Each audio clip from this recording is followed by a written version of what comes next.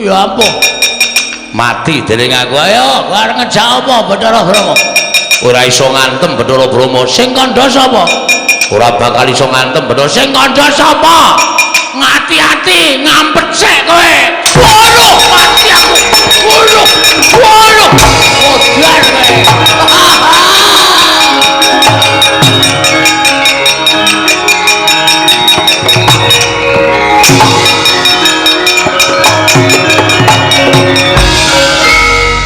Gulung-gulung Bathara Brahma. Tuantem ngono apa? Nggon kene. Ben sisan kaya nggon vital sisan. Kira-kira mati ya ben mati dewa ora iso mati. Ora iso kok? Ora iso. Arep gulung-gulung kaya ngono kae ngrasake lara tok. Kae engko ngetokke geni, kowe nek ora ngati-ati kobong lho, Gong. Hah? Ngetokke geni. Nek ora ngati-ati kobong. Sembah ping 3 ora mandi.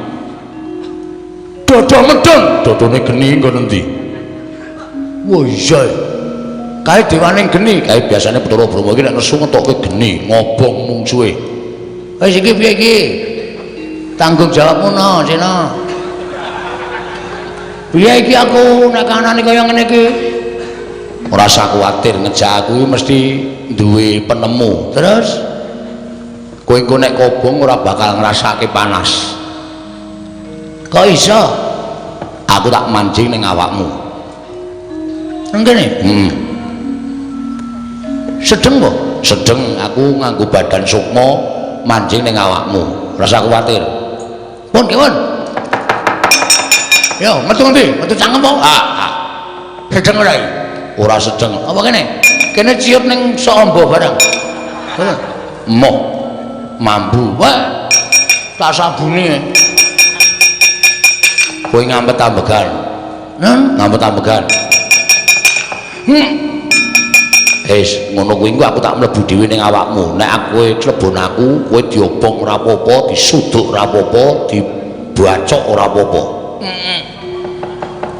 Aku tak mapan ning awakmu dina iki. Dadi engko nek kowe diobong karo Bathara Brahma iki ora bakal piye-piye awakmu. Wis yo aku tak mlebu yo. Nek aku mlebu ning awakmu mesti kowe ora bakal dadi wong ringkih, dadi wong sekti. Selamudar. Le ngampet ket mau ora gek mlebu-mlebu kowe wis. Yo. Yo. Kemarin kula ngaturaken sembah sumung kemeng pangabekti kula konjo pukulun. Iya Bagong ulun tampa, pangestu ulun tampanana. Kaya ngene iki to Bathara Guru ki wujude. Malak piye? Kancane tangane loro kok dheke papat dhewe. Nek adus mesti suwe banget iki. Le ngosoki kelek papat dhewe. Iya Bagong, nggih pukulun karo sapa kita? Piyambakan ngerti dalan ing nganjuk ning kayuwangan. Nggih nadyan keblusuk-blusuk ning kula tanglet-tanglet mergi wonten dalan mergi ing nganjuk wonten ing kayangan jebul munggah gunung dhuwur banget nganti krekel-krekel niki kula gobyos kabeh mula nyuwun ngapunten nggih Bu kula nek kula mboten ngagem klambi ora apa-apa Bagong ngene nggih matur sembah nuwun ta kencang warudaya Pak Pong Bu bolong kali codhe sapa sing gawe Bagong padha raja sak prapta kita niki sinten niki ulun Bathara Antrada oh nggih kula mun tau ngerti Pukulun Bathara Antrada wilujeng bekti kula kunjung nggih Pukulun. Ya ulun tampa. Pangestu ulun tampanana ya Bagong. Kula pundi nggo jimat paripin. Dayanana ing kasantosan. Iya Bagong nggih. Bagong Padaraja saprapta kita. Niki sinten iki? Ulun Bathara Indra. Oh nggih. Kancane Dono Kasino dudu. Ulun Bathara Indra. Kowe ngawur iki Dono Kasino iki ra nggon film. Pukulun sok nonton. Iya. Wah, jan. Nggih padha kula ya penggemar. Iya wis malah rekoso aku iki. Jane rasane nyaut omongane Bagong malah tekan dindi. Pukulun Bathara Indra wilujeng. Bekti kula kunjuk Pukulun. Iya ulun tampa pangestu ulun tampanana. Kula pundi nggo jimat paripe Bagong Padaraja sapraptamu. Wilujeng piye kabare Kanjeng Rama Pukulun? Rama sapa? Rama Pukulun. Sang Hyang Semaya. Semar lho. Iya. Sehat alhamdulillah. Lho sampean kok nyeluk Semar kok Rama Pukulun? Aku kuwi putrane Sang Hyang Rama Pukulun Semaya. Aku kuwi putrane Semar. Wah, lah bapak ki anake ting tlecek. Nang ndi-ndi anak nang ndi nom-nomane nakale ra jamak-jamak kae mesti. Ora perkara nggon kuwi nanging aku kuwi putra sing dadi dewa. Oh ngoten. Iya. Nek ngono sedulur kali kula kali Gareng kali Bak Petro. Iya sedulur. Oh lah kok beda ya bumi langit. Sampeyan iso dadi dewa mukti ngawi bawa Nyakrawati mbau denda. Kula ngetutke Semar ming kere terus ora mundak-mundak. Iya Bagong pestine dhewe-dhewe. Nggih, nggih. Bekti kula nek nyelok napa? Ya sakarepmu. Kula karo sampeyan tuwa sapa? Aku dhewe ora ngerti takono bapakmu Semar. Wah wis kacau iki silsilahe. Iya Bagong. Bekti kula konjuk kula Nyamadipati. Ya pangestu Tampanana. Nggih, sanget anggen kawula dadosaken jimat paripe. Bagong, wonten dawuh kula. Ana apa Bagong kita sowan ngane-anehi teka dadi gegering Kayiwangan, hawa panas sing sumundulana ing Kayiwangan. Ana kawan Bagong matura, yen darbe panjaluk tumuli matura, yen darbe pitakonan tumuli takokno marang panjenengan ulun. Ulun bakal nampa ingkang dadi atur kita Panakawan. Matur sembah sewu nuwun tanpa pepindhan Pukulun. Wale-wale menapa? Sowan kula ngersa paduka Hyang Pikulun menika estunipun nuruti kalih ati kula Pukulun. Nuruti kelawan ati kita. Nggih. Sebabe apa? Critane ra ngeten. Kula niku krungu kabar nek Kak Gareng niku wis tau tate ketemu karo bapakne. Kula tanjeke teng omahe Gareng. Reng apa kowe wis tau ketemu karo bapakmu kok? Gareng niku semaur, heeh. Nek ngono adek iki dudu anake Semar, dudu ya mung anak pepekan ngoten. Lah bapakmu sapa rek? Bapakku ki padha karo bapakne Petro, tunggal bapak. Terus kula mara tenggene Petro. Truk, ngoten niku. Apa bapakmu karo bapakne Gareng ki padha apa? Padha. Nek ngono kowe karo aku barang ki padha tunggal bapak, ora. Kowe ki beda dhewe. Ngoten niku. Lah terus bapakku sapa, Truk? Bapakmu ya Semar kae. Monggo ati kula niku jane ora pas. Nek kula ngrasake anak Semar niku mboten. Wong Petro karo Gareng kowe bapakne beda kok. Ngoten. Nggih bener nek Semar niku ya anak-anak. Ning anake Semar niku do dadi dewa. Mula sing dijak medhun ning jagat niku mung anak-anake Kuwalon. Sing dijak sengsara niku mung anak-anake Kuwalon. Terus kula takon kali Gareng, "Lah anakku bapakku sapa, Reng?" "Ayo mbok, ngoten niku. Keloro-loro kula 7 dina 7 bengi ora doyan mangan. Meneng mawon kula teng omah mikir nganti rambut kula sing arep rontok niki. Niki mergo kula mikir wong tuwa kula niku jane sapa? Ora mungkin nek kula niku urip kok mledhek saka watu. Niku mboten bakal kelakon." Tumuli kula rembugan kalih bojo kula. Bojo kita nggih. Yem Tariem. Bojo kita jenenge Tariem. Nggih. Malah durung ulun catet. Yen to ulun kagungan titah Alan Dewi Tariem, mboten Dewi. Niku mboten anake ratu, niku anake tani kok. Iya Bagong, nggih. Lek kula ketemu teng Gubuk Asmara. Iya Bagong, nggih. Pripun meneh sing jeneng jodoh? Lah iya lah nggih. Piye aku kok ngene iki, aku kok kaya rumangsaku kok kaya urip kok ora ndek wong tuwa ta Yem. Nggih sampean pripun carane panggoleki bapak? Bapak sampean niku sapa? Bapak kuwi jarene ya Semar kuwi. Bojo kula wae ora yakin kok. Nek kula niku anake Semar, rupa ya beda, kesenengan ya beda, hobi ya beda. Semar niku hobine wedangan, kali pacitan. Kula hobine nyopet. Lah beda to? Pun beda. Dadi mesti enten darah sing mengalir teng kula nek pancen kula niku anake Semar. Lah terus kula rembugan kali bojo kula ngene wae Yem. nek aku ora iso nyembah wong tuaku aku ki isin aku ki wirang mula tak nek aku goleki bapak piye monggo kamas pangeran ajeng kersa tindak pangeran sop pangeran bojo kula nek ndak kula pangeran oh mboten napa-napa karena wis aku gelem ngepek kowe yemne nek kowe nek nyeluk aku pangeran ngoten nek nang omah sepriki niki nek ajeng tindak goleki bapak nggih monggo ning kowe tak tinggal suwe lho ya mboten masalah ngoten mengko nek kowe kangen piye ora bojo kula niku Semar ra nggih tesih kathah tangga teparo to Mas anjen bojo kula niku tilas wong nakal oh iya ning kula slametke saking lubang napa jenenge kenakalan kula entaske dasane iki dadi wong apik ya mung iso golo-golo kumat iya iya ora apa-apa anak kula sing cilik dhewe niku ora mboten padha kali kula to iya iya si Basir iya iya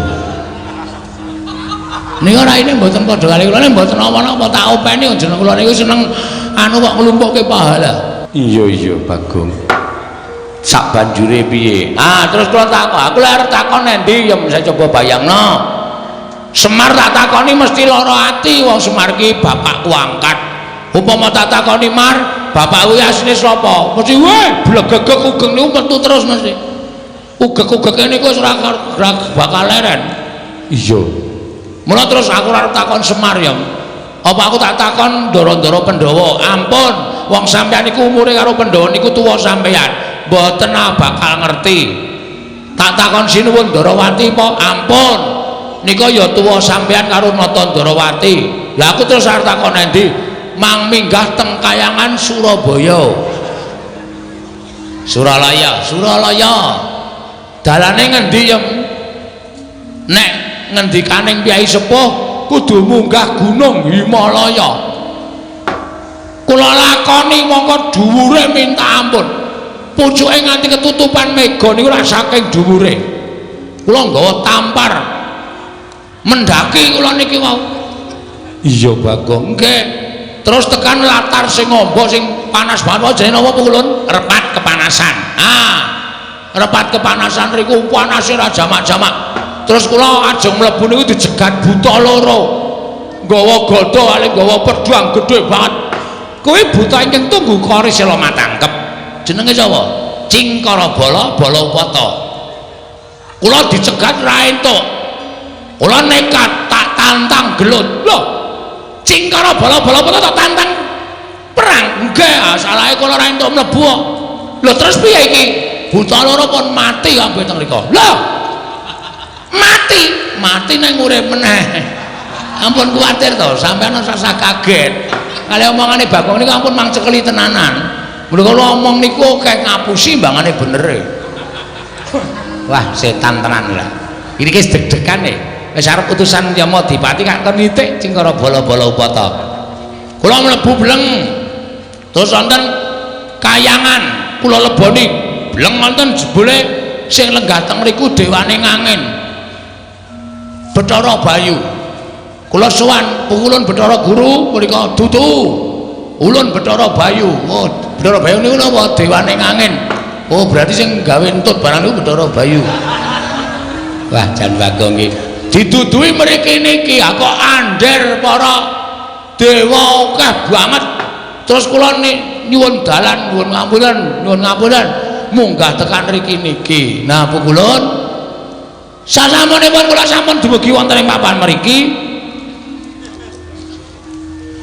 sasampunipun kula dumugi wonten ing papan mriki kula ajeng nyuwun prisa Pukulun sejatosipun nek Pukulun menika dados dewaning para dewa mesti kemawon Pukulun menika prisa kula niku anake sapa nek pancen kula niku duwe wong tuwa nek isih urip kula paranane kula sungkeme ning nek bapak kula wis ora ana kula mang duduhi sareane kula ajeng ndongake bapak pun niku mawon nek Pukulun maringi prisa matur nuwun nek Pukulun mboten paring dawuh mboten ngertos bapak kula sinten kula niki sowan mriki ora ming paitan nekat tok ning wis wani mati kula Estu.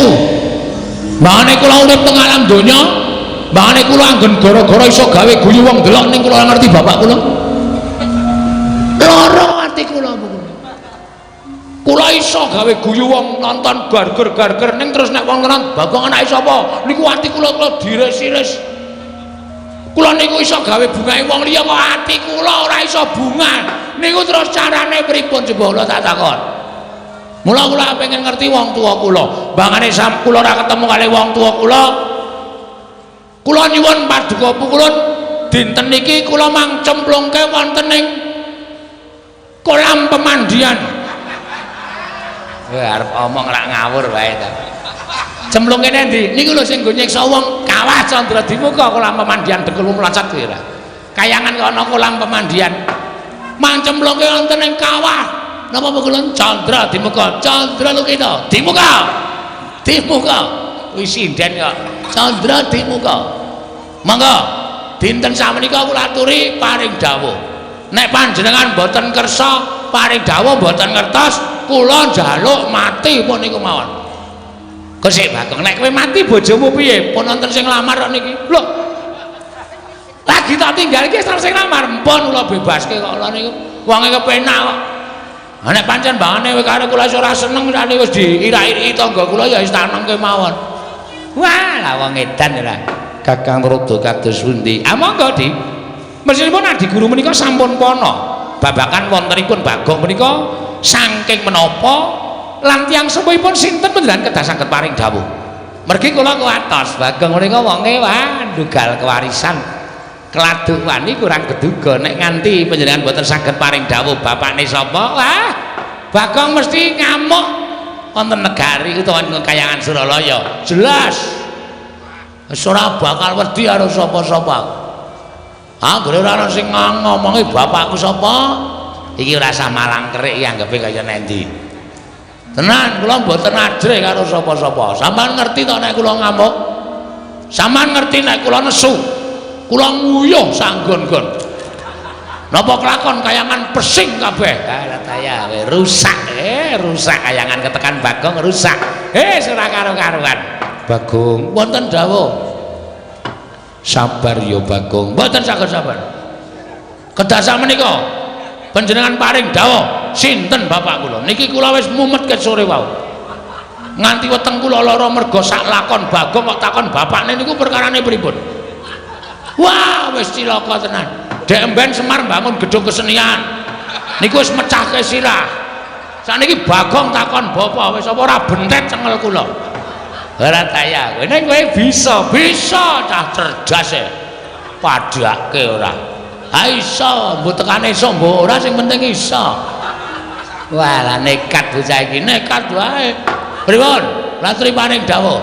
Sinten bapak kula? Bagong. Yekti kita kuwi ora linairake lan ora ana ingkang ngandhut kelawan jeneng kita. Ora ana titah wanita ingkang ngandhut badan kita. Ran ora ana wanudha ingkang ngandhut badan kita. Pas. Ora mungkin. Masa ana menungsa kok mlethek saka watu, jedul saka wit. Niku dudu menungsa. Niku demit. Niku setan. Lah Bagong niku menungsa. Niku mung wangsulane wong sing ora ngerti sapa bapak kula. Pun sampean saniki ngaku napa mboten? Bagong. Nun. Ulun niki sapa? Bathara Guru, nek ora tau mulang. Ngerti ulun Bathara Guru? Nggih. Ulun niki jejering sapa? Dewa. Wajibe titah kelawan dewa nyembah tata krama. Nek dewa ditakoni ora iso wangsulan, apa gunanya jadi dewa kok? Mboten wonten gunanipun. Ha percuma, kabeh niku sundan ngerti lelakone kok. Aja kok menungso. Kutu-kutu Walangataga. Kutu-kutu Walangataga. Sampeyan niku ngerti apa bang musike. Anggo mung perkara Bagong kok ora iso ngandhake. Ngene, tak kandhani. Ngopo iki cah cilik melu-melu? Wah. Cah cilik dengkul kita kuwi. Najan cilik ulun iki kami tuane kayangan. Nggih. Lah kowe tak kandhani Bagong. Sejatine kowe iki ora dumadi saka utawa ora linarake dening suwijining ibu. Terus Lar melu-melu jawabane iki kowe. Nah, melu-melu ditanono kowe. Plotroke kathokmu. Hei. Dewa karo diplotroke kathoke ora.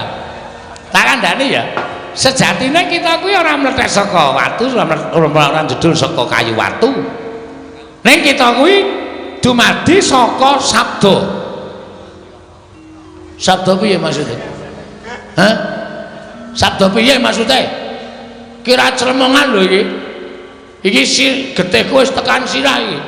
Munggah angel-angel nang kayangan tare wangi nganggo tampar tak unggahke kaya wong mendaki nganti babak bundas nek ming nang kene dikandhani Bagong kowe iki ming dumadi saka sabda ora jelas kowe kesikik ta iki cepet iki ndek gang kases-kases ngono dumadi saka sabda kuwi merga disabda dening sawijining dewa. Ha dewane sapa? Dewane sapa? Ora mung watana omong kowe. Cah cilike melu-melu. Yaine ijik melek. Kono mulai sekolah sesuk. Wah, dengkulmu kuwi ora. Wah, Bagong ki anggere karo dewa kok sak penake dhewe ora. Piye maksude? Bagong, "Non, ganti iki meneh." Bolak-balik. Ngene, ulun jarwani nggih. Nalika semono Semar tumitah ana ing jagat kuwi sayekti durung duwe ruwang. Terus tumuli sowan kelawan Catugara ya kuwi Kakang Tejamaya lan Kakang Ismaya sowan ngersane Kiwang Pikulun Bathara Tunggal. Tunggale pira? Lho, Bathara Tunggal kuwi wong tuwa ulun, Rama ulun. Oh, bapak sampean? Iya. Sang Hyang Bathara Tunggal nanting kelawan Kakang Catugara yen to pancen kepengin darbe ruwang tumuli nyipta sarana napsuning Kakang Catugara sinipta dadi wujuding Sarawita utawa bilung ing ngangka loro nalika Si Ismaya nyuwun ruwang ana ing jagat tumuli wewayanganing Si Ismaya ya Kakang Ismaya sinabda dadi wujuding pawongan ingkang gecul kumarucul kang aran Bagong mengkono mungguh kang dadi asal mula-mulanira Bagong. Bayangan iya kula niki iya sing nyipta Kanjeng Rama Pukulun Sang Hyang Bathara Tunggal. Bayangan ning Semar iki nang ndi sing ana bayangane? Nuwun sewu niki nuwun sewu wangsulan sing tenan apa ming gara kula kok kaya ora mantep to ming diparingi kok kaya mustahil lho ing atase bayangan kok di bem salah bem dadi wong ya ora mungkin niku akale ora ketemu nalar niku mboten iso nek kaya ngoten niku wase saniki kula ming kepengin jenenge bapak kula titik. Nek sampean kersa ngaturake matur nuwun nek mboten napa kudu sarana Bagong nesu teng kayangan ben kula dicempluke teng Kawah Candra Timuka ben kula dipateni teng Kawah Candra Timuka ora ana gunane kula suwita Bapak Semar nek kula ora iso ngrungkepi padane wong tuwa kula ora ana gunane kula niku melu Semar nek kula ora iso ndongake wong tuwa kula ngoten mawon Bu kula pun niku kula nesu tenan iki niku ada tenang-tenang mawon to niki. Mugi dados ing kawuningan kula mboten rada mangsawang rai kula niku wis abang tenan. Niki tenan niki kula nek ora entuk jawaban tenan, kula nesu tenan. Nek perlu kayangan kula gawe sungsang bawana balik pukulun.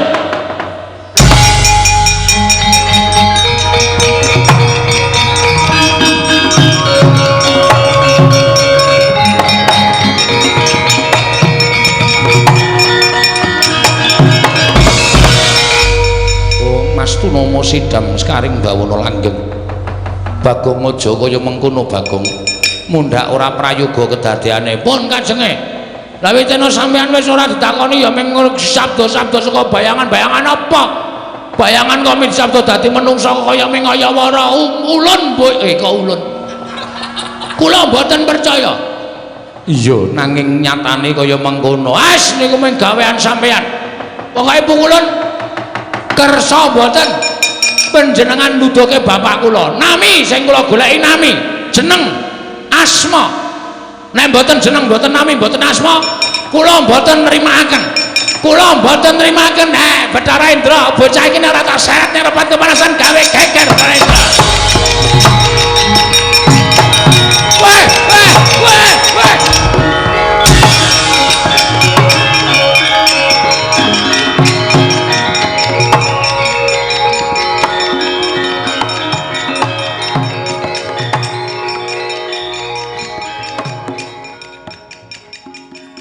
aku orang ngerti tanpa taliwona Bathara Indra nyikep karo aku saka mburi saya aku dipapanke ana ing repat kepanasan ning taunana windanana aku ora bakal medhun ning jagat arep mati garing nang ngene tak lakoni pulo aku mulih ning alam donya nek nganti aku ora weruh karo bapakku percuma ora ana gunane nek dewa ora ngeparengake paring dawuh sapa wong tuaku sejatine wis ben mbok tekan modar mbok men tak lakonane.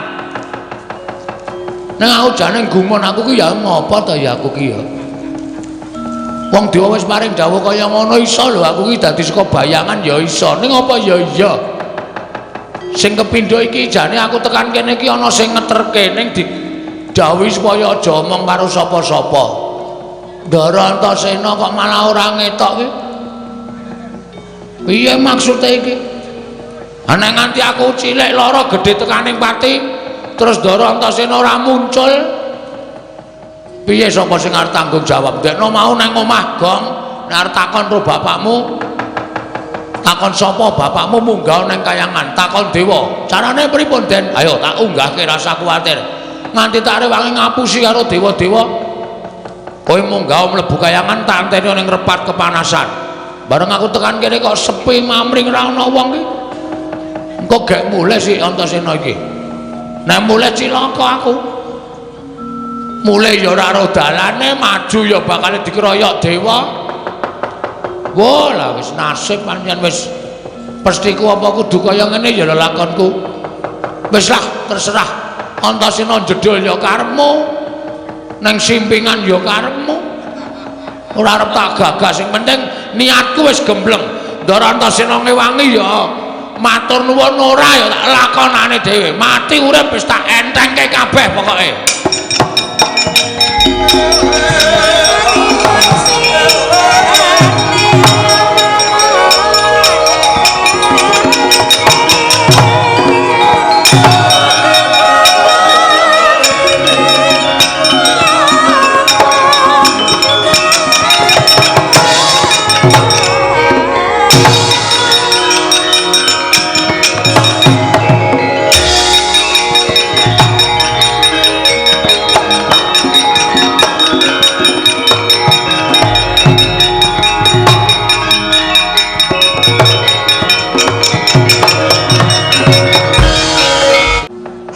iki sing nyekep aku mau yo dasar Pranyata Bagong ulun Bathara Indra maksudnya apa aku tok larak tekan repat kepanasan mergo aku nampa dawuh pengendikane iki Wang Pikul Narada supaya kowe digawa metu nang repat kepanasan lan iki aku nampa dawuh meneh Bagong dawuhe apa kowe kon bali nanti bali ning jagat terus nek aku bali ning jagat kosik aku ki dewa kok kowe ora basa oh iya lali sing nang bener terus nek pun kula wangsul teng jagat nek wis bali ning jagat dasare wis diweni keterangan bapakmu ki sapa kowe ora usah mbok terusake nggon menakon karo bapakmu Waramura Jawata ora ngerti menyang didurunge bapakmu lan bapakmu kuwi sejatine ora ana kowe pancen dipuja saka wayangane ya kuwi Siwana Yantaka has jawaban yang sama ora bakal menehi pemareming atiku terus karepmu piye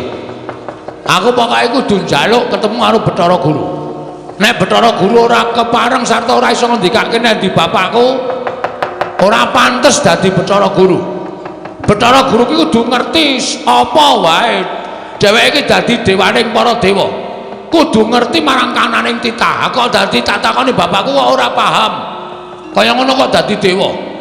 Ora wangon dadi dewa Bathara Guru. Mula wektu dina iki aku ora nrimake.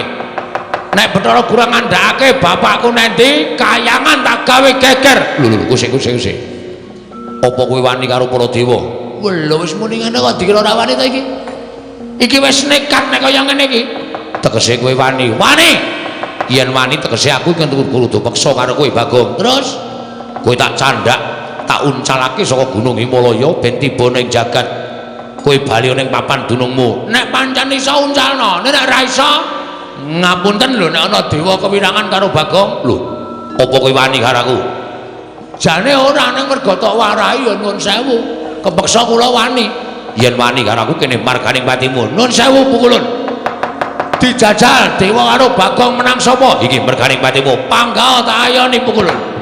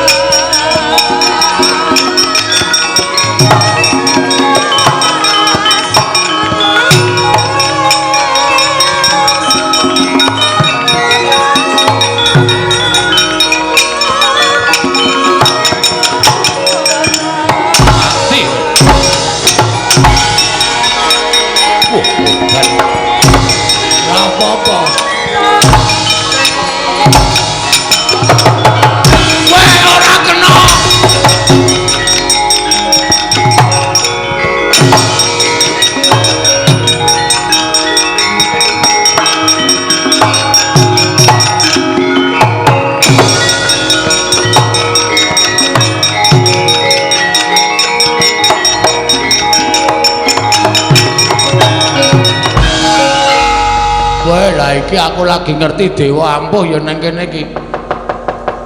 Dae ngantem aku plak-plek mumet tak ampet kok bareng tak bales kok. Rasane tangan iki kaya temomo ning dodone kok. Kaya ora kena wah jan nyemelangi tenan iki. Mudar tenan iki aku dikeroyok dewa tenan. Rekae ngono ya arep dadi cah kendel, dadi arep kepengin goleki bapak. Nenek kaya ngene iki sapa sing arep tak sambati?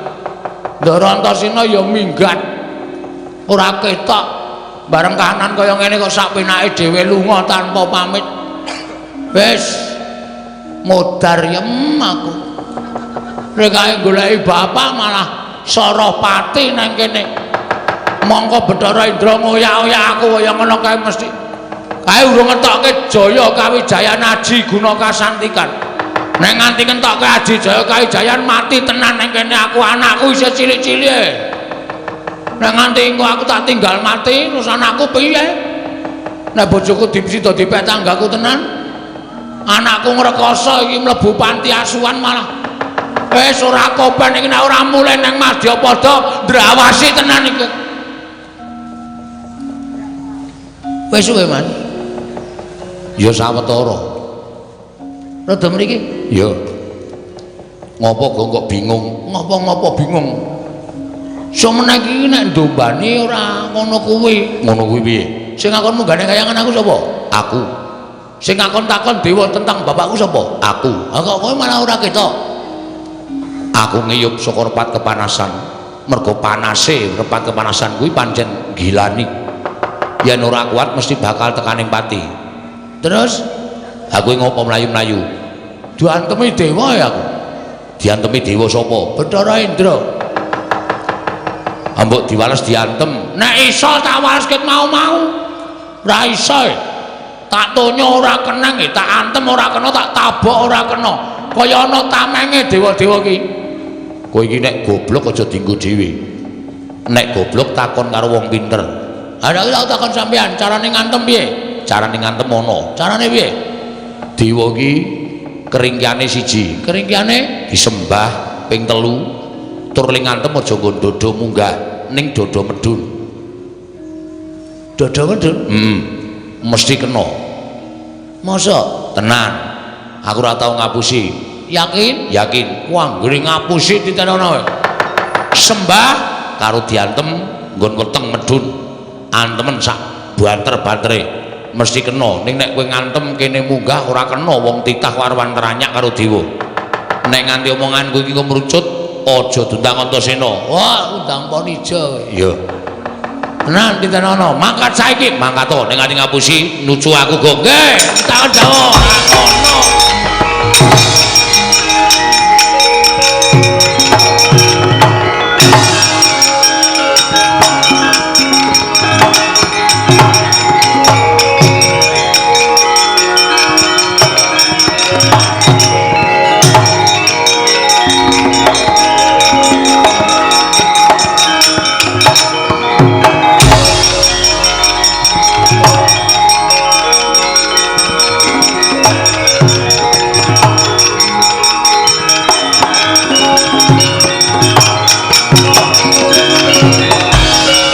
Bagong isih maju isih.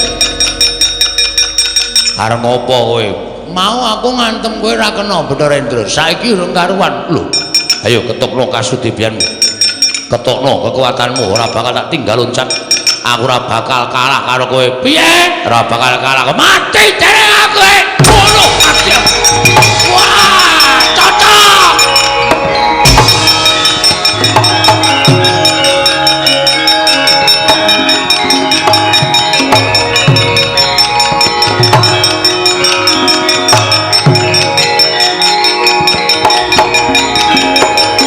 Olo mati ya.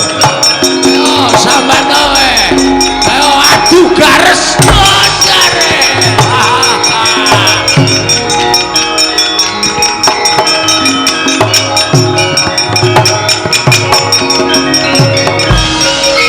Piye kok? Sip. Jos. Wiradal. Kena tenan tak antem nggon weteng mudyar kowe. Langsung dekem Bathara Indra tak du garese karo garesku. Menang endi? Menang kono e. Lho. Garesku mlentrung. Aku jenengane gares empuk kok didu ora. Pun matur nuwun nggih. Ya. Pokoke nek ana apa-apa kowe wadul aku sing ndombani karo kowe. Siap. Nek ana dewa sing ngentokke pengabaran kowe ora usah wedi. Kowe matur karo aku. Oke. Wah, seneng aku ngejak sampeyan ora lunga lho. Ora. Wah, lunga titenono kowe. Ndombani wong kok lunga, maju terus. Pokoke nganti ketemu karo Bathara Guru. Bathara Guru iso ngandhake bapakmu nendi? Ngamuk. Wong kowe iki wong kok ora di bapak iki ora mungkin. Kowe iki titah swantah mesti duwe wong tuwa. Nggih, matur sembah nuwun. Ayo, Amo Suramarta di dewane tunggale jare ayo.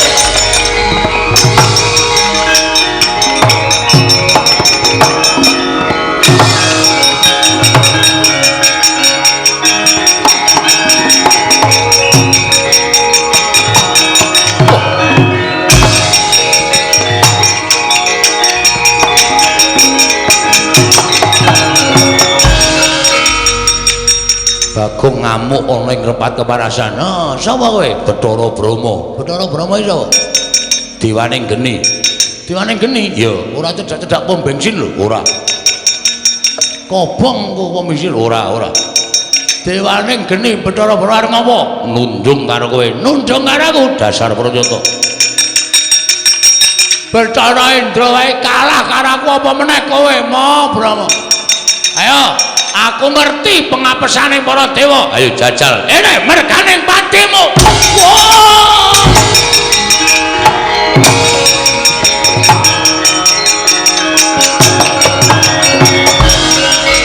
Piye, Gong? Kok mung pisan le iso? Bareng kula ngantem Bathara Brahma ora apa-apa e. Mesti ning sing lali yo. Sik. Ora e, ana, mesti ning sing lali, nyembah urung. Wah iya. Wah, lali. Sembah saka kene ora apa-apa bebas. ping 3 siap wis saniki ngantem weteng medun wah antem nggon terminal ora jebol ora mules wetengmu aja dundang Bagong mangkatku mati dereng aku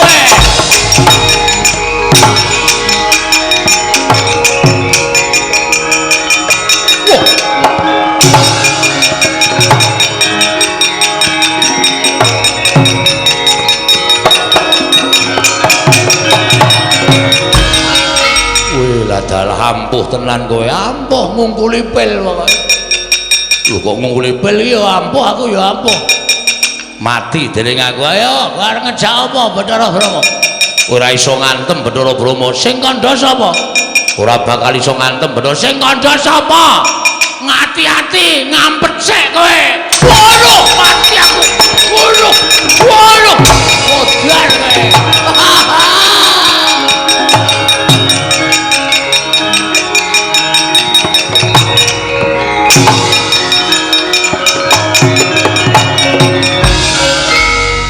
gulung-gulung Bathara Brama. Tuantem nggon apa? Nggon kene. Ben sisan kaya nggon vital sisan. Kira-kira mati ya ben mati dewa ora iso mati. Ora iso? Ora iso. Arep gulung-gulung kaya ngono kae iki ngrasake lara tok.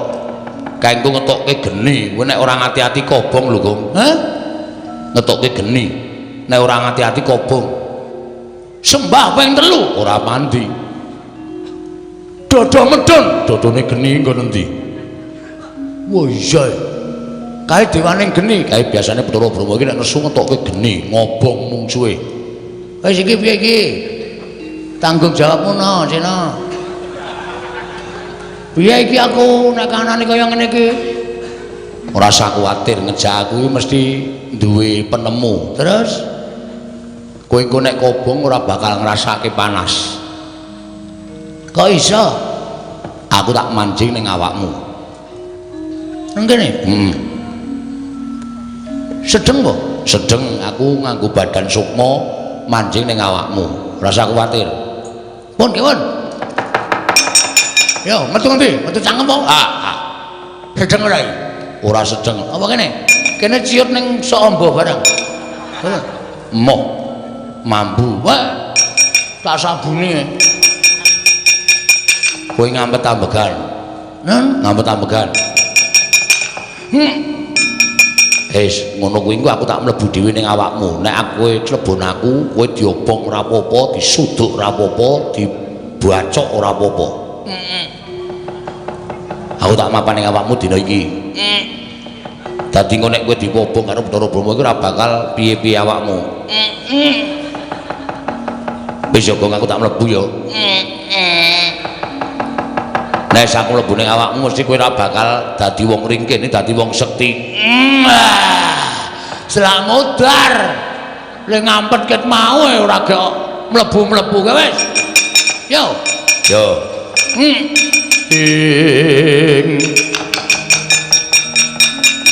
titiprani manganak anong paricata mbak lume mbak lamun mambeng lirumbak ing samudra angra Gong nun wis sampean teng pundi aku ning awakmu lho wedane kok ora mbrenjel ya ora mergo aku alusan iya mergo aku dadi badan alus terus kekuatane kowe dadi wong digdaya kula iso napa mawon iso kowe ditamani geni ora apa-apa blebeke nang segara ora mati wah lha iki wah pun sampean teng riku mawon mboten sampe metu lho kula tak dadi wong ampuh sak lawase aja ndak tok nggo pamer ndak tok ngumuk wis saiki arep apa kula cobane pethoke Bathara Brama nganggo geni nek kula kena geni mati omongane Ndarantasena ming tekan pangucap mau mboten kababar dadi pakarti ya wis jajalane ora percaya nggih tak maju alon-alon ya kono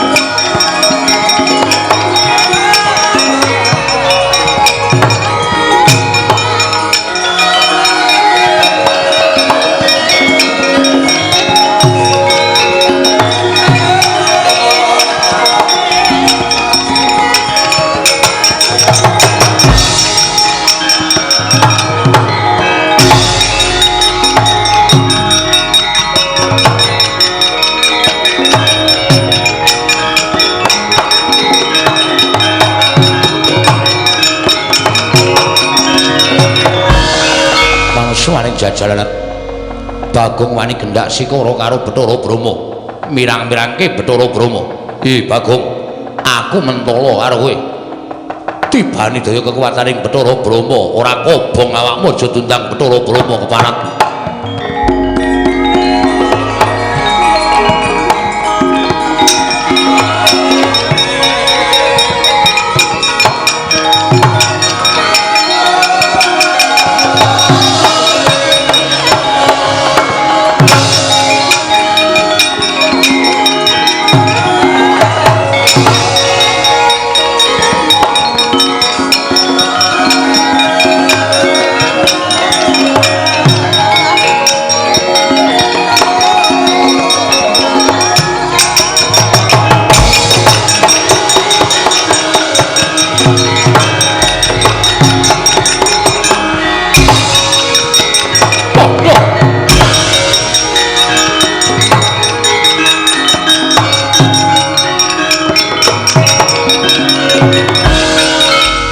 gleleng tenan kobong gedene raja-majama sak lumbung paribasane kok aku ora ngrasake panas aku ora ngrasake kobong ya waduh waduh wah lha entasine ngapusi ngopo gong ngopo sing ra kobong ning awakku kathokku entek asem bareng kaget mak klawer ngono tak kira nek kolor bulwah cilaka iki wis sampean niku ngomongi sandangamu kobong ning awakmu ora ngoten kathokmu kobong kabeh waduh wis jan wis blendis kita oh kobong kabeh kok rambut barang ya do kobong men kulit tok sing ra kobong ha iya rambutmu kobong ning kulitmu ora ngrasake panas waduh gundul saren dhuwur blendis kabeh kaya ngene iki jan wis wah wis kula tak golek kanu sik tak golek gombal ya ngono ndak di sini-sini kula ora ya wis kono ganti sik heeh wis ora ketang nganggo kacu tak tutupan tak buntele men kaya lemper wis ben luweh ayo terus kok ngamuk terus ngamuk Suramrata Jamrata imbang yen padha-padha dewa sapa wae maju mesti tak rampungi nek urung Bathara Guru ngandhake sapa bapakku sak tenan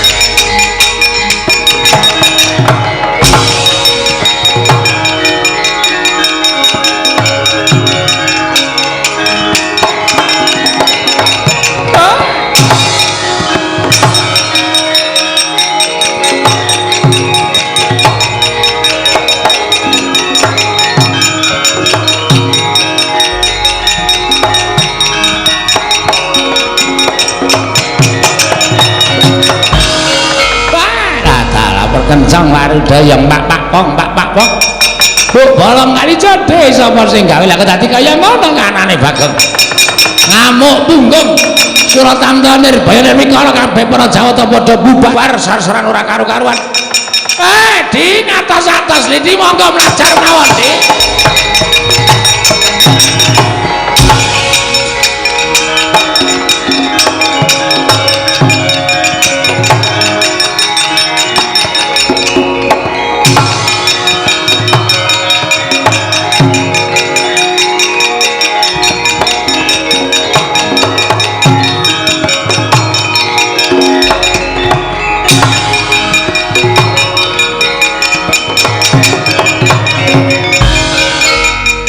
carian putra lamun ngawekasan yeka wisanggeni maya Wisnu Pratenta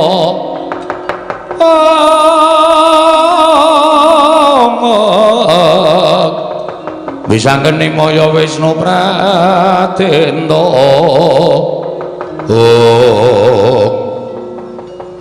Bathara Guru mlayu Den hasilmu piye arto oyak terus apa memandhek tekan semene nggone goleki karo bapakmu nek cara aku lho Gong nek aku aja nganti mandhek tekan semene nggonmu goleki karo bapakmu ya ditenani nek Bathara Guru mlayu ki ateges janjane Bathara Guru ora ngerti bapakmu ki sapa lha nggih nek tak pikir-pikir iki suwe-suwe kriwikan dadi grojokan geguyon dadi tangisan waune kula mung rembugan karo sampeyan ming jagongan perkara bapak. Lah kok dadi sampeyan tok netangi pepinginaning ati kula supaya takon bapak kula teng pundi. Monggo jenengan terus ngojo-ojo kula munggah teng kayangan kula ya manut. Lah iya.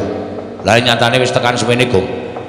Ibarate wong nyabrang ana ing kali kuwi maju ya teles, mundur ya teles. Mula nek tumrap aku ya maju sisan. Ning nek nganti mengko ndara-ndara Pandhawa ngerti, wis ora usah wedi. Ditekati pancen ndara-ndaramu Pandhawa utawa wong tuaku Pandhawa arep melu-melu katutke sisan.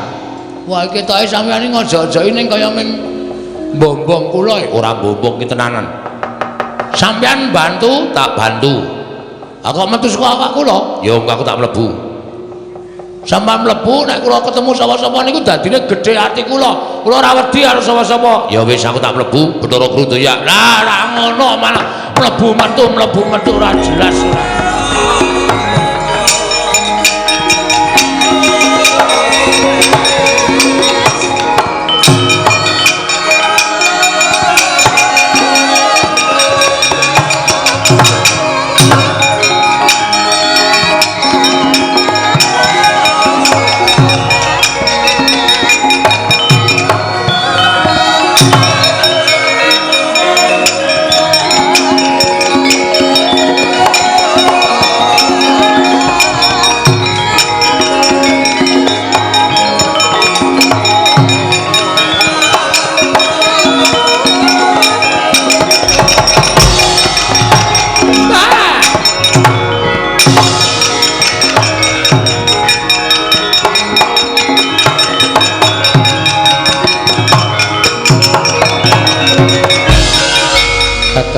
Kados pundi? Ah, pun geger mboten kanten-kantenan. Ah wujude we Bagong, jenenge we Bagong, wong dugal warisan wong sak kepenake dhewe. Kula utawi para widodara widodari ingkang samya ngunduraken dhateng pun Bagong mboten saged kelampahan.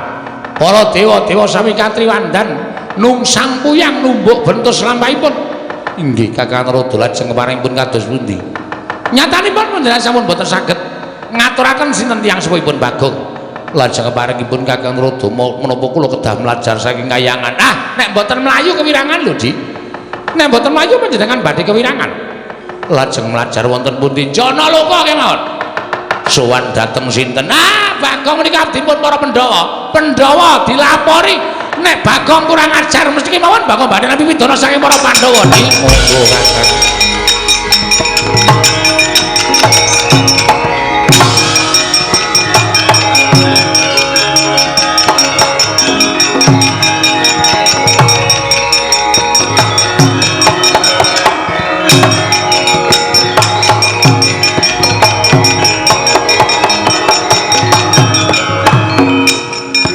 Niat langening kalanggawan agrar pandhahan muncar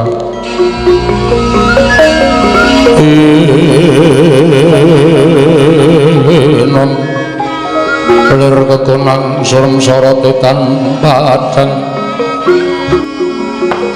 Koko Prabu salawujengan dika Kanjeng Koko Prabu jimat semban kula ingkang rayi ngaturaken karaharjan tedhak paduka Yai tansah pinanganing kawidadan niring sambi kala sawanipun ing ora Kang Ndrawati Kresna kakangku aku ngaturake basaku katura Werkudara iya wis ndak tampa siada atur bekti karo Kakang pangestunipun Kakang Tampanana ndak gegem dadiake jimat kula ngaturaken bekti kula kunjuk sinuwun iya Kakang Semar ndak tampa ora liwat tiba padha-padha sinuwun Ndarawati bekti kula nggih Den iya Kakang Semar ndak tampa Ndara Werkudara bekti kula ya Semar ndak tampa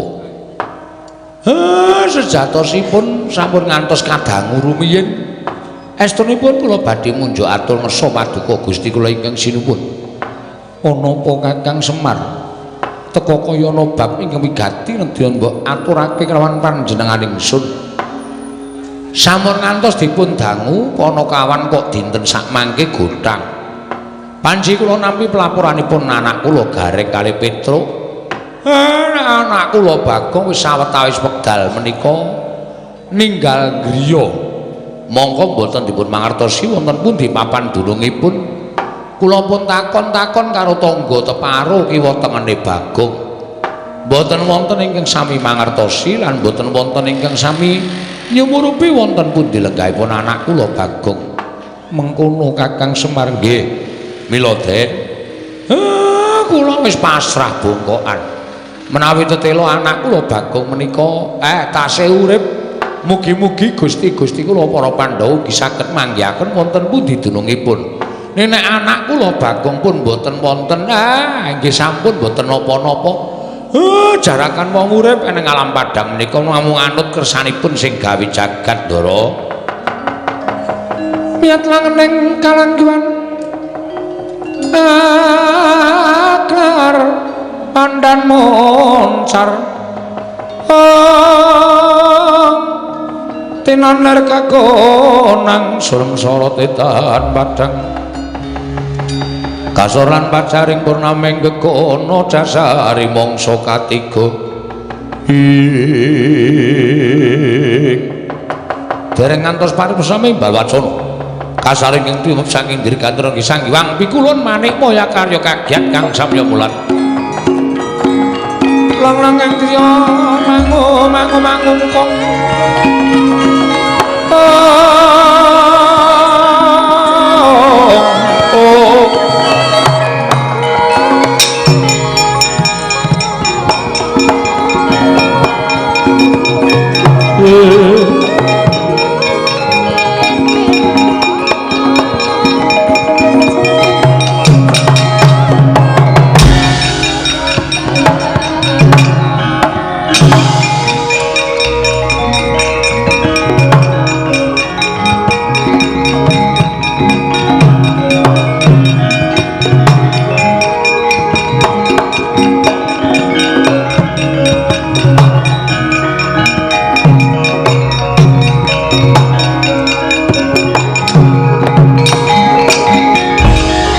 goncang kanjeng langit kelap-kelap katon lir kincanging risang mawe gandrung sabaran katulu wukir moyak mayik saking tias baliwur kulun kula ngaturaken sembah pangabekti kula kunjuk ya Punta Dewa Luntampa kula ngaturaken sembah pangabekti kula kunjuk ya Kresna Luntampa Guru hakeku aku ngaturake sembah iya Werkudara Luntampa pukulun lu ngaturaken sembah iya Arjuna Luntampa wonten menapa pukulun sumengka tindak paduka teka rawuh wonten ing negari Ngamarta menawi kepareng kawedhar ingkang kathah tumunten kababarna wonten wigatos ing kados pundi lan wonten perkawis menapa Kresna wonten maring adhawuh ndadekno kawruhanamu sira Punta Dewa uga nggone ulun nganti prapta ana ing negara Ngamarta sayekti dina samengko kayiwangan ulun tinggal sabab kayiwangan geger lho geger wonten napa geger krana pengamuk atmajaning Kakang Ismaya pengamuk ing atmajaning Kakang Semar Badranaya guru piye kowe iki ngomong apa inggih Bagong ngamuk wonten ing kayiwangan karena Bagong mutah ngupadi tiyang sepuhipun Kakang Semar lah menungso ra tatanan minggat saka omah kok malah gawe geger ora nolok bareng yo kacahi tro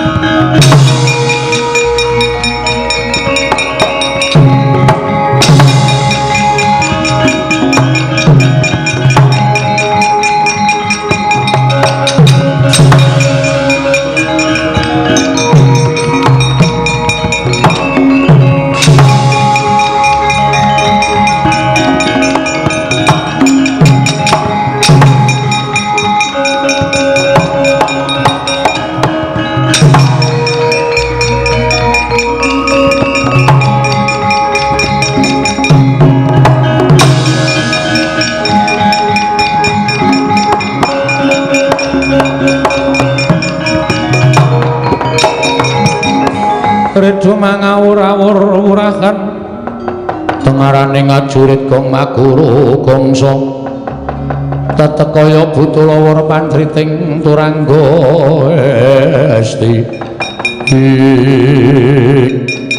ngandel ora Pukulun Bathara Guru mudhun ana ing jagat laporan karo Pandhawa. Gus, apa? Niki laporane Pandhawa tenane. Ora sawedi aku wis ning awakmu ngene iki kowe iki dikapak-kapakke ora bakal iso tekaning pati. Kowe dipiloro ora bakal ngrasake lara. Nek pancen pekundenku para Pandhawa ora iso nuduhake wong tuamu sisan gawe kok. Bengi kowe dadi lakon. Oke. Nek mungsuh Ndara Janaka lawan.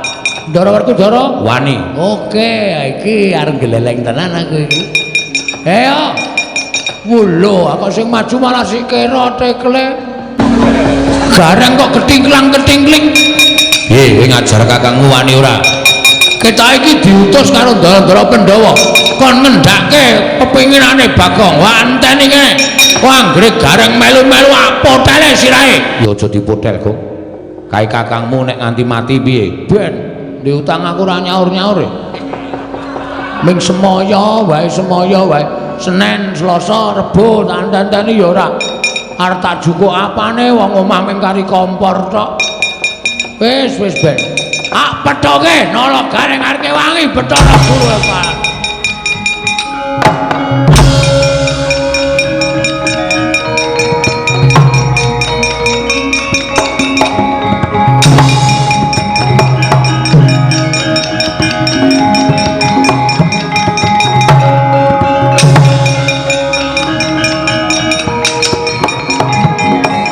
Kuncang ganjing langit kelap-kelapaton lir kincanging risang mawe gandrung Gong.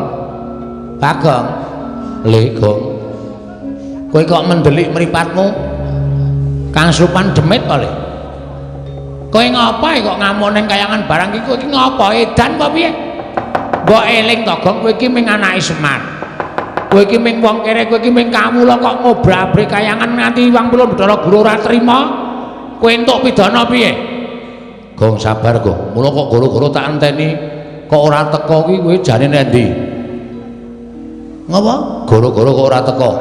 Wiwit bengi iki aku absen goro-goro. Lah ngopo? Gah. Pol paling ming gembus asmara, gubuk. Gembus dengkulmu mlocot, gubuk asmara. Jeli aku ngrungokke. Bengi iki aku lagi ora arep gara-gara truk lan dadi sumurmu. Aku ngene iki pancen wis tak niati. Kowe tau ta reng tak takoni bapakmu sapa? Kowe tau muni ketemu bapakmu? Tau ta? Tau. Karo Petruk ketemu bapak. Zaman aku goleki bapak karo Petruk ya terus. Heeh. Bapakmu sapa? Begawan Salontara, ya Gandarwa Maya, ya Gandarwa Raja Bali. Manggone nanti? Saiki ora ning jagat wong kuwi mbiyen jim. Terus saiki wis dadi dewaning para dewa utawa dadi jangkeping para dewa. Ah, kuwi wis ketemu karo bapakmu Petruk ya padha to? Padha. Aku ro gareng iki Kakang Adi.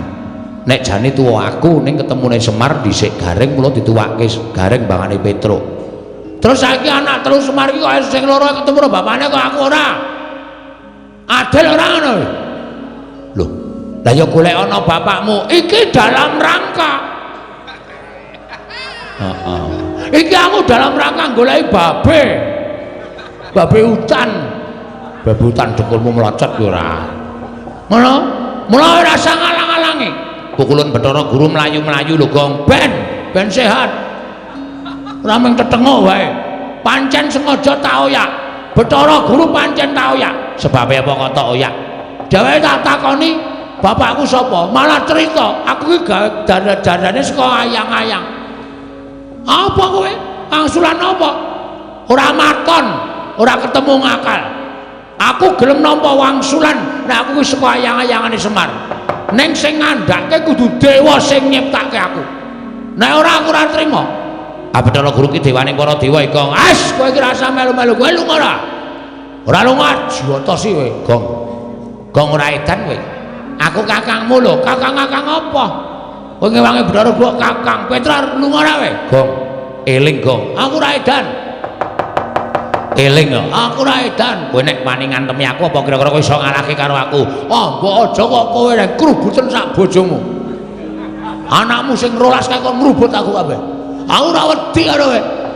ning kowe iki adhiku kowe do lunga ora gawe mumet siraku lho iki aku wis buyar tenan iki aku ora ngombe minuman wis medasku lunga ora aku sing mambengi karo kowe aku sing menggak karo karepmu piye aku sing menggak karo karepmu piye aku sing menggak karepmu wah lunga diajeni kowe wen sisan gawe ayo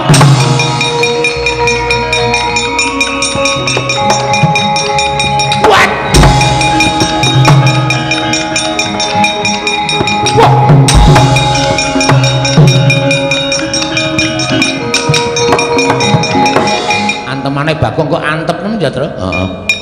Aku iso kuntal pirang-pirang meter. Sajane bocah iki ora kaya ora sebaine rek ngaya. Oh, matur bapak wae. Bocah nek karo bapak mesti gila. Pak, iki nek ora kowe ora rampung-rampung, Pak.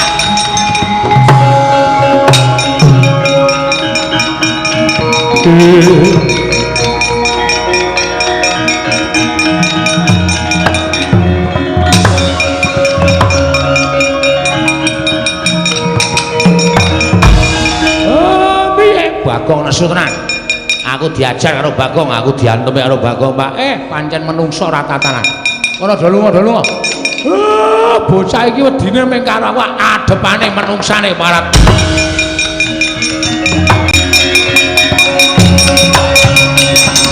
Ucus. Hot.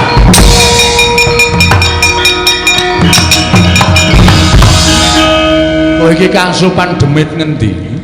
Kok nganggo jengkelit barang? Semar, iki bapak pocong kok. Aku bapakmu, sing ngomong sapa? Nek bapak sambungan pancen bener. Kowe mung aku, kowe sebagai bapakku. Aku nampa, Pak? Nah, tak takon karo kowe mbiyen ngadopsi aku saka ngendi? Kowe mbiyen, ayo Semar. Bloko ora jujur rak saduk wetengmu. Iki bapak wis ngerti. Ning iki bengi iki aku lagi moh manut karo sapa-sapa. Kejaba manut karo atiku dhewe. Aku pengen nyungkemi bapakku. Aku pengen nyembah karo bapakku. Ah, nyembah kene. Ayo iki bapakmu. Kowe kok wong tuwa kok goblok banget. Aku wis ngomong nek kowe iki bapak sambungan. Tegese ora bapakku asli. Lah kok kowe dadak ngamuk ning kayangan sakarepku. Aku arep ngamuk ning kayangan, arep ngamuk ning pasar kuwi hakku. Ora usah melu-melu perkara iki. Bathara Guru Melayu. Ya men. Lapor ning Amarta to? Terus kowe ngewangi Bathara Guru to? Kaya adikku. Aku tak takon karo kowe, Pak. Bapakku sapa? Mana ae. Bapakku sapa? Nek kowe iso mblakake aku lerem nesu. Nek ora iso mblakake iki aku wis nggawa drei, Pak. Arep ngopo? Coblos wetengmu bles kimpes modar. Muni ya. Bagong, kok kowe ora wedi karo aku kok mripatmu menteleng. Aku ki sing ngopeni karo kowe, nang dudu bapakku asli. Ora muni tenan. Pajet muni ki edan tenan bocah iki.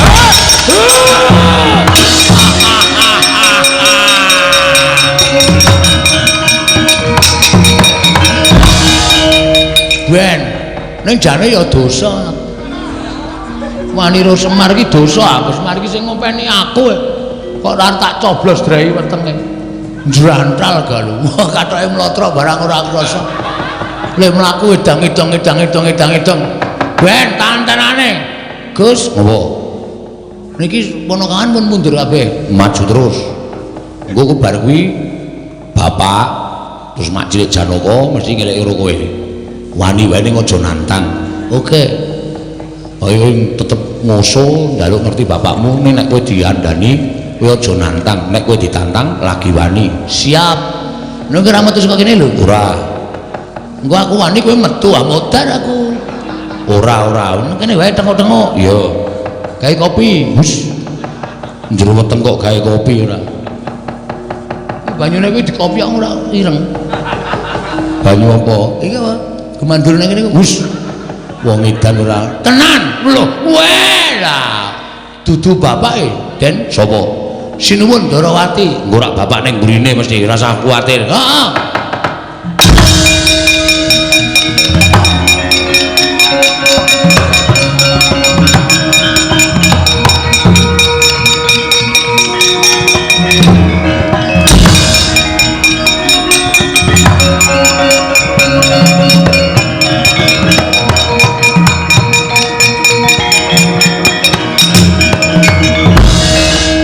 Kok mula kok nglelengi ra jamak-jamak dijotos Werkudara we ora kedhep kok piye edan kencingan apa menungso iki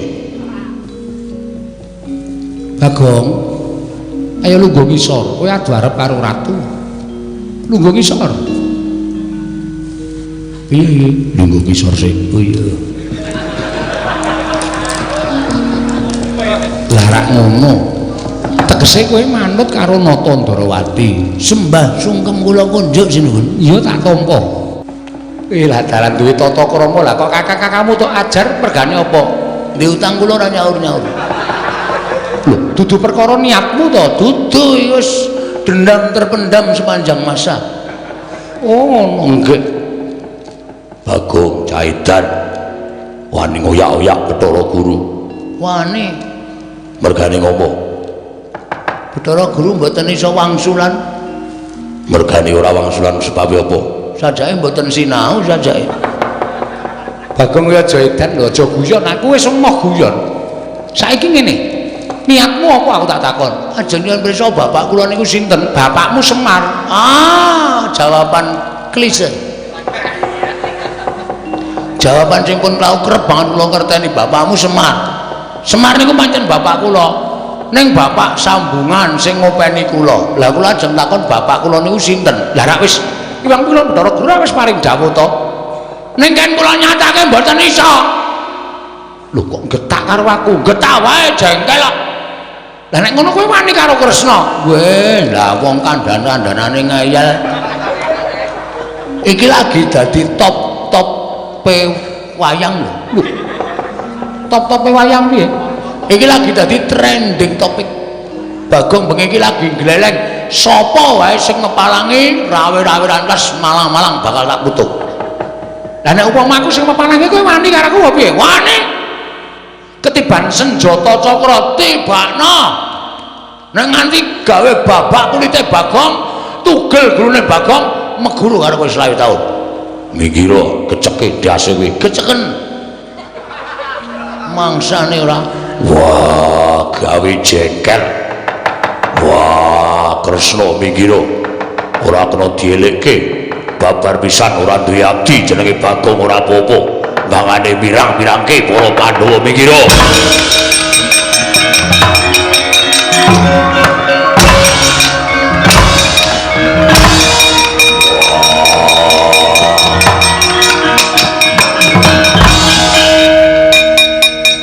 piye kesel kowe ha iki ora apa-apa nek minta tendangi pamere nggo sikil gedhe nendangi sak penake dhewe tur sampean ora bakal iso namake kekuatan tempura tuwa aku mbane sampean wong enom kok nendangi sirahe wong tuwa kuat wah Caidan dupak ora apa-apa wah nanti Werkudara isin aku isin dhek nendang sirah ngene ra apa-apa Bagong tak kandhani manuta ora pukulun Bathara Guru kuwi dewaning para dewa mboten Bagong kowe aja ngeyel mboten sampean malah rumangsa kula ngeronden wektu dalu ora soene Bathara Guru mangkeke kula apa ora mangkeke gulung sampean bela dalam bebayani janome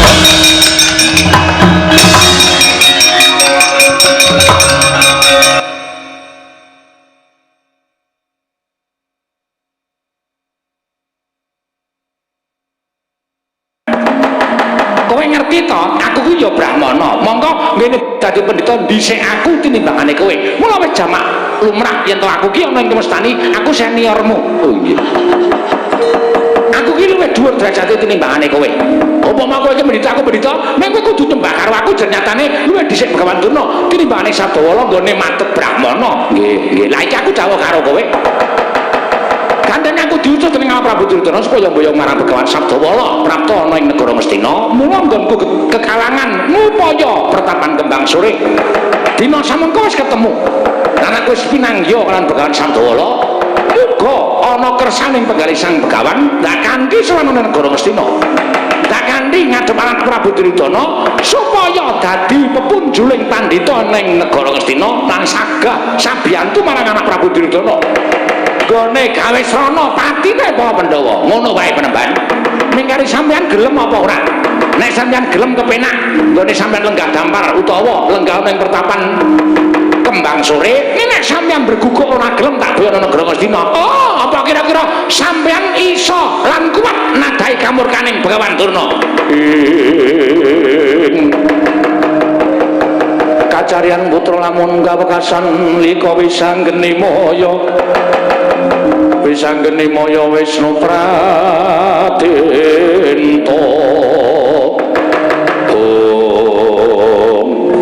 Mbak, lho. Iki kaya Antasena. Heeh, lurah desa wae mau lungguh ning mrene Begawan Sabdawala. Lah kok dadi kowe nang kene Antasena? Wis sawetara aku suwita karo Begawan Sabdawala, Mbak. Oh, kleru dalane kowe kesluru dalan buntu. Lah kok dadi kowe suwita karo Sabdawala kuwi sing goleki apa? Ngelmu apa? Ngelmu ngawu gawar ngawur, ngelmu nagur, ora ana gunane kowe suwita karo Sabdawala. Kowe kuwi anake Werkudara, bapakmu wae suwita karo aku entuk ngelmu pirang-pirang. Lah kok kowe ora duwe rasa ceceke ngatimu kepengin suwita karo Begawan Durna?